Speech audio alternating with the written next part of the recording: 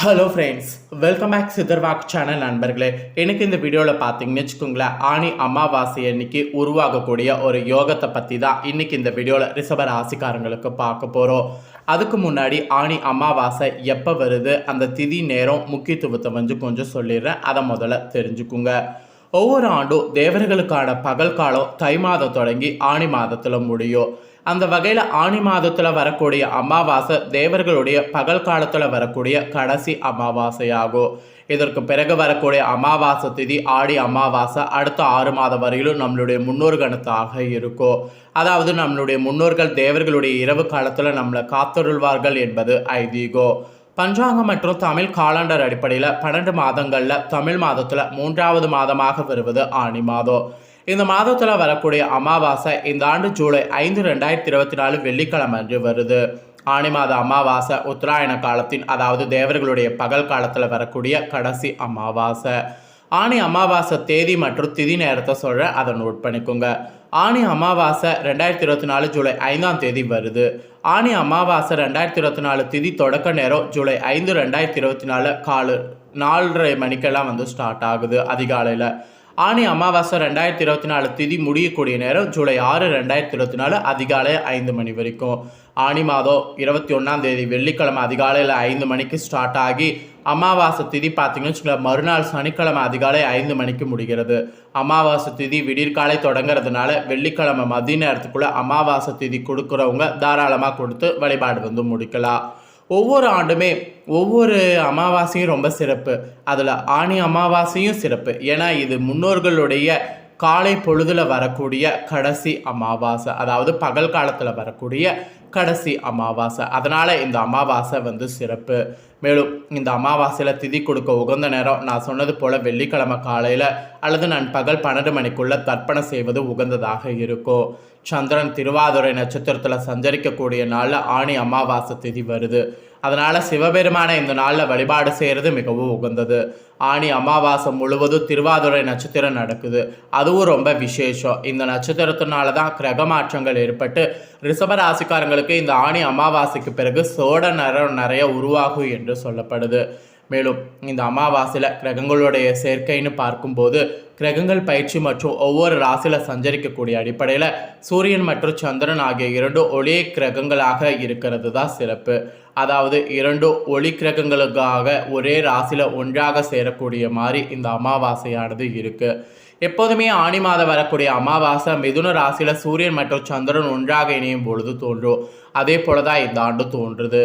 அதாவது மிதுன ராசியில் புதனுடைய வீட்டில் சூரியன் சஞ்சரிக்கக்கூடிய காலத்தில் சந்திரன் சூரியனோடு இணையும் போது இந்த ஆடி அமாவாசை திதி தோன்றி திருவாதிரை நட்சத்திரத்தில் மிக முக்கியமான கிரகங்களிடையே மாற்றம் ஏற்படுறதுனால இந்த அமாவாசைக்கு பிறகு ரிஷபராசிக்காரங்களுக்கு தலையெழுத்து இப்படியெல்லாம் இருக்கும் என்று சொல்லப்படுது. ஸோ ஆணி அமாவாசை முன்னோர்களுக்கு தர்ப்பணம் செய்து வழிபட்டால் சுபிட்சங்கள் கூட பெருகுமா, அது எப்படிங்கிறத ஷேர் பண்ணுறேன், அதையும் கொஞ்சம் தெரிஞ்சுக்குங்க.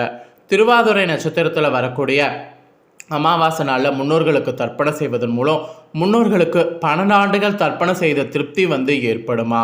மறைந்த முன்னோர்களுக்கு முறையாக பித்ரு பூஜை செய்தால் ஜாதகத்தில் உள்ள தோஷங்கள் எல்லாம் நிச்சயம் அகன்றுவிடும். சூரியன் மிதுன ராசியில் பிரவேசிக்கக்கூடிய மாதம் தான் இந்த ஆணி மாதம். அந்த வகையில் இந்த வெள்ளிக்கிழமை ஆணி மாத அமாவாசையோடு கிரகங்களுடைய சூழ்நிலையும் பிறக்கிறது. ஆணி மாதம் இறை வழிபாடு மேற்கொள்ளத்தக்க ஒரு சிறப்பான மாதமாக இருக்குது. இந்த ஆணி மாதத்தில் வரக்கூடிய இந்த அமாவாசை தினத்தில் தர்ப்பணம் தந்து நமது முன்னோர்களை வழிபட்டால் குடும்பத்தில் முன்னோர்களுடைய ஆசீர்வாதம் நமக்கு கிடைக்கும். குடும்பத்தில் சுபிட்சங்கள் பெருகும். திருமண காலதாமதம் ஆகக்கூடியது சரியாகும். விரைவில் திருமணம் நடக்கும். வீண் பண விரயங்கள் ஏற்படுவது நீங்கும். வெளிநாடு செல்லக்கூடிய முயற்சி வெற்றி பெறும். காரிய தடைகள் கூட நீங்கும். ஸோ இந்த மாதிரி ஒரு நம்பிக்கையாகவே இந்த அமாவாசை வழிபாடானது சொல்லப்படுது. ஆணி மாதம் இறை வழிபாடு மேற்கொள்ளத்தக்க ஒரு சிறப்பான மாதமாக இருக்கிறதுக்கு காரணமே இது பகல் பொழுதுங்கிறதுனால தான். ஆணி மாதத்தில் வரக்கூடிய இந்த அமாவாசை தினத்தில் தர்ப்பணம் தந்து நமது முன்னோர்கள் பெயர் சொல்லி வழிபட்டால் குடும்பத்தில் சுபிட்சங்கள் ஆட்டோமேட்டிக்காக பெருகும். திருமணம் நடந்து ரொம்ப பிரச்சனையில் இருக்கிறவங்களுக்கு பிரச்சனை எல்லாமே சரியாகும். சாதாரணமாக அமாவாசையானது அனுசம் விஷாகம் சுவாதி நட்சத்திரங்களில் வருமானால் அப்போது செய்யக்கூடிய சீர்திருத்தம் ஒரு வருடத்துக்கு திருப்தி உண்டாக்கும். இதே திருவாதுரை புனர்பூசம் பூச நட்சத்திரங்களில் வரக்கூடிய அமாவாசையில் செய்யப்படக்கூடிய பிதுர் தர்ப்பணம் 12 ஆண்டுகள் செய்த திருப்தி ஏற்படும். இப்போ திருவாதுரையில் வருது, அப்போ 12 ஆண்டுகளுக்கு செய்த தர்ப்பண புண்ணியம் உங்களுக்கு கிடைக்கும். அதனால் இந்த ஆணி அமாவாசையை மட்டும் மிஸ் பண்ணிடாதீங்க. ஸோ இவ்வளோ நேரம் ஆணி அமாவாசையை பார்த்துட்டோம். இப்போ இந்த ஆணி அமாவாசையில் ரிஷபராசிக்காரங்களுக்கு என்ன மாதிரி தலையெழுத்து உருவாயிருக்கு அப்படிங்கிறத பார்க்க போகிறோம். ஸோ இப்போ தான் ரிஷபராசிக்காரங்க வீடியோவை ஸ்கிப் பண்ணாமல் பார்க்கணும். உங்கள் ராசிக்கு இந்த ஒரு அமாவாசைக்கு பிறகு நிலைமை என்ன மாதிரி இருக்கும் அப்படிங்கிறத தெரிஞ்சுக்குங்க. ஸோ நிலைமை உங்களுக்கு சாதகமாக இருக்குமா இல்லையா அப்படிங்கிறத எல்லாமே உங்களுக்கு இப்போ ஷேர் பண்ணுறேன். ஸோ எல்லாத்தையுமே பார்த்தீங்கன்னு வச்சுக்கோங்களேன், நீங்கள் இந்த வீடியோவில் தெரிஞ்சுக்குங்க. இந்த அமாவாசைக்கு பிறகு கிரகங்களுடைய பயிற்சியினோட அடிப்படையில் பணம் தொடர்பான விஷயங்களில் உங்களுக்கு சாதகமாகவே எல்லா விதமான பலன்களும் இருக்கிறது என்று குறிப்பிடப்பட்டிருக்கு. பிஸ்னஸ் செய்யக்கூடிய உங்கள் ராசிக்காரங்களுக்கு பல புதிய வாய்ப்புகள் இருக்கக்கூடிய எல்லா புதிய வாய்ப்புகளையும் பயன்படுத்திக்கோங்க. அப்படி பயன்படுத்திக்கும் போது நல்ல லாபங்கள் உங்களுக்கு கிடைக்கும். அதே போல் ஈகோவை மட்டும் இந்த டைம் குறைத்து கொள்ள வேண்டியது அவசியம். ஈகோ இருந்ததுன்னா கண்டிப்பாக உங்களால் முன்னேற முடியாது. ஸோ அதனால் ரிஷப ராசிக்காரங்க ஈகோவை மட்டும் இந்த அமாவாசைக்கு பிறகு குறைத்து கொள்ள வேண்டும். அப்புறம் அரசு வேலையில் இருக்கக்கூடிய உங்கள் அத்தனை பேருக்கும் உயர் அதிகாரிகளுடைய ஆதரவு பெறுவீங்க. அந்த ஆதரவு கிடைக்கிறதன் மூலிமா உங்களுக்கு மேல்படி என்ன நீங்கள் சாதிக்கணும்னு நினைக்கிறீங்களோ அது ஈஸியாக இருக்கும். திருப்தி அடைவீங்க மொத்தத்தில் சொல்லப்போனால்.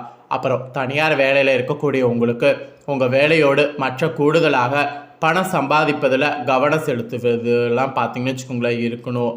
அப்புறம் உயர் அதிகாரிகளிடம் இருந்து வந்த கண்களுக்கு தெரியாத பூசல்கள் எல்லாம் உங்களுக்கு இந்த அமாவாசைக்கு பிறகு மறையும். இந்த அமாவாசைக்கு பிறகு உங்களுக்கு மொத்தத்தில் பார்த்தீங்கன்னு வச்சுக்கோங்களேன் புதிய வாய்ப்புகள் தேடி வரும். வேலை மாற்றம் இடமாற்றம் போன்றவை தானாகவே வரும். அப்படி வரக்கூடியதை எல்லாமே ஏற்றுக்கொள்ளணும்.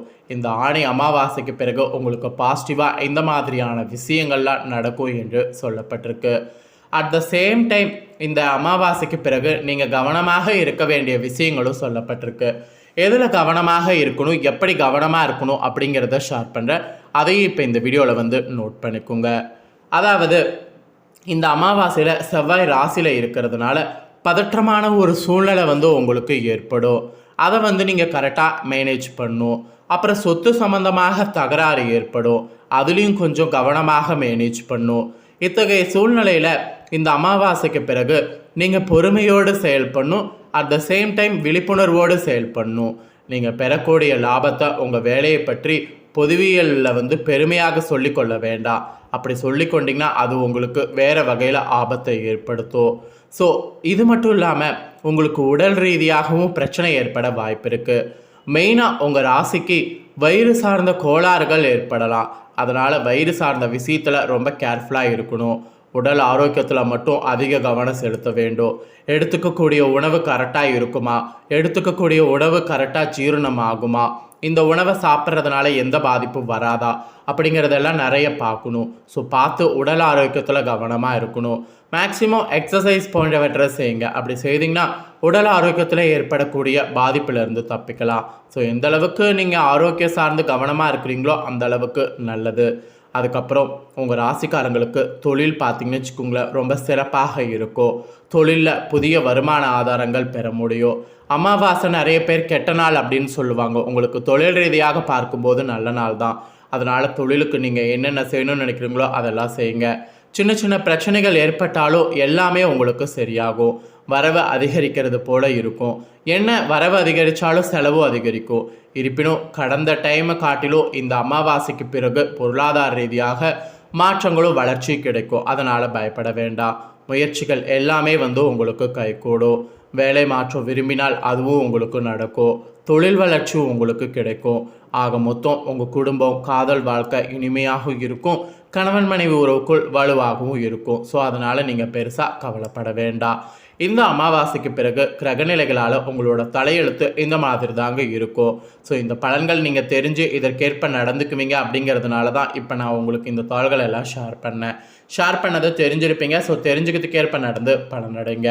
ஸோ இந்த வீடியோவை இப்போ நீங்கள் பார்த்து முடிச்ச உடனே இதை லைக் பண்ணி உங்கள் ஃப்ரெண்ட்ஸ் ஃபேமிலிக்கு ஷேர் பண்ணுங்கள். உங்கள் ஃப்ரெண்ட்ஸ் ஃபேமிலி இருக்கிறவங்களும் உங்களை போல் ரிஷப ராசிக்காரங்களாக இருந்தாங்கன்னா இந்த தாள்களை தெரிஞ்சு இதற்கேற்ப நடந்து பலனடையட்டும். கண்டிப்பாக வீடியோ லைக் பண்ணி ஷேர் பண்ணுங்கள். உங்கள் ஃப்ரெண்ட்ஸ் ஃபேமிலி இருக்கவங்களும் பார்த்து பலனடையட்டும். மேலும் இதே போல் புதிய அப்டேட்டான நிறைய வீடியோ நம்ம சேனலில் போடப்படும். அதை எல்லாத்தையுமே உடனுக்குடனே தெரிந்து கொள்ள மறக்காமல் நம்ம சேனலை சப்ஸ்கிரைப் பண்ணுங்கள். கூட பெல் பண்ண ப்ரெஸ் பண்ணுங்கள். ஃபஸ்ட் டைம் பார்க்குறவங்க அதை நீங்கள் பண்ணிட்டீங்கன்னா இனி நான் போகிற மற்ற அப்டேட்டான வீடியோ உடனுக்குடனே தெரிஞ்சுக்கொள்ளலாம். ஸோ மறக்காமல் பண்ணுங்கள். நன்றி.